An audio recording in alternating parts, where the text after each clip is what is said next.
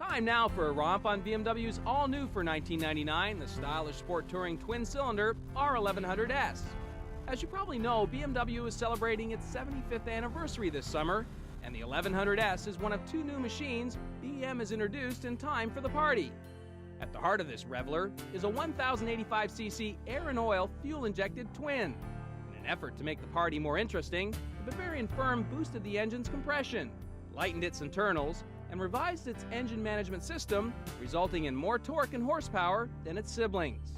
Other changes for 1999 include a totally new 6-speed transmission, a redesigned frame, and telelever front suspension system. So how does this new Beamer perform?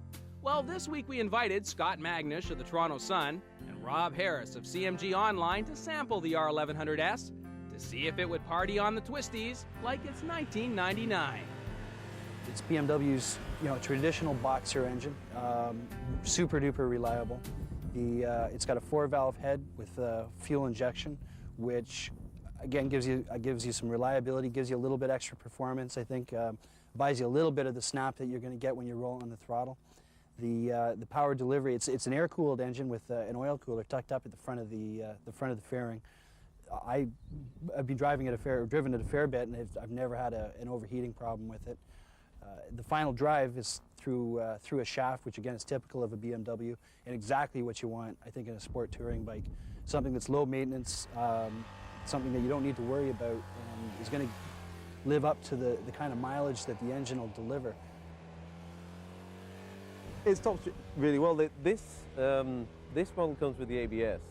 Now, I think that it's an option. You can get them with ABS or without ABS. Yes. I remember from the press launch. Yes. This is ABS, and I love the BMW ABS because basically you can just panic brake if you really have to. If you're pushing it too hard, you can just grab the brake, no fear of locking up that front end. So the ABS works really well, unless of course you're trying to do a stoppie, and then it doesn't let you do that, but the brakes are fine. The thing I like best about this motorcycle, though, is the handling. I find it a really stable motorcycle. It's very solid, isn't it? It's not flickable, though. You've got to really kind of... last summer when we had the launch of this bike, we went to St. Eustache, and that's where I found you could get it around the corners, but you had to think about it, and you had to really kind of haul it in. It's not like a Japanese bike that you can almost just think about the corner and you're in the corner. It would do it, but you had to pull it in. The single-sided swing arm it just makes for a nice touch, I think, too. It is. It really looks good. BMW's engineers, they always pay that little extra attention to detail, and it comes off looking almost like art.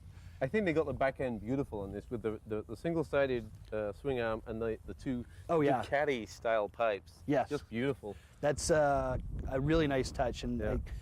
both from an engineering and a styling point of view, yeah. the tucking the pipes up like that underneath the tailpiece is great. It cleans up the back end of the bike, and it probably also buys you a little bit of clearance.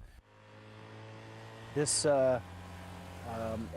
every little detail, when you look at a BMW, right from even places that you wouldn't expect to see a real finished product, like if you look in and around the engine, the frame, right down to the welds. I mean, you look at the kinds of welds that they use here, and the craftsmanship that goes into producing a motorcycle like this.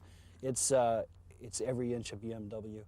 I think if you took a blind person and asked them to go over this motorcycle and then go over a 328, they could probably tell you that they're made by the same manufacturer.